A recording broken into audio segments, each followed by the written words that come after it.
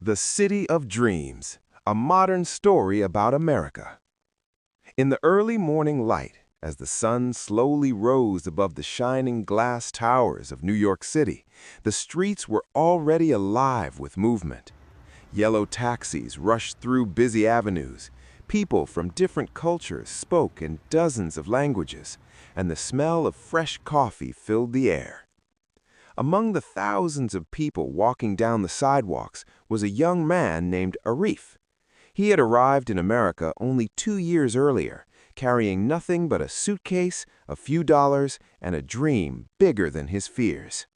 America, to him, was not just a country, it was an opportunity. Every morning, Arif took the subway beneath the city, passing through stations decorated with colorful art and advertisements. He worked at a small tech startup near Times Square, a place famous for its giant screens, flashing lights, and endless crowds. At first, life was not easy. He struggled to understand the fast English spoken around him. The rent was high, and the work hours were long. Some nights he stayed late at the office, staring at lines of computer code, wondering if he had made the right decision by leaving his home country. But America had a strange way of rewarding persistence. One evening, as Arif walked through the glowing streets of Times Square, he noticed people gathered around a large digital billboard. It displayed a new mobile app that had suddenly become popular across the country. To his surprise, the name of the app was familiar. It was the very project he had been working on for months. His heart began to race. The small idea he and his team had started in a quiet office had now reached millions of users. People were downloading it from coast to coast, from the sunny beaches of Los Angeles to the busy neighborhoods of Chicago. That night, Arif realized something important about America. It was a place where ideas could travel faster than dreams. Months passed, and the startup grew into a successful company.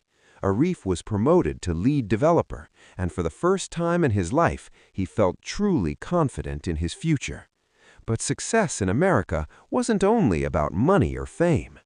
One weekend, Arif traveled to Grand Canyon, a place he had seen only in pictures before.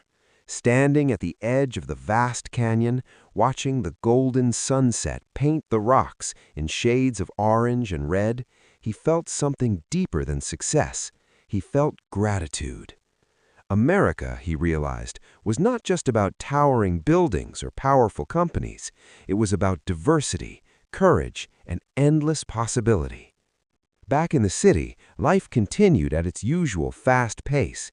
People hurried to work, street musicians played joyful melodies, and the skyline lit up every night like a sea of stars. Arif often walked past the bright lights of Times Square, remembering the day he first saw his work displayed on that giant screen.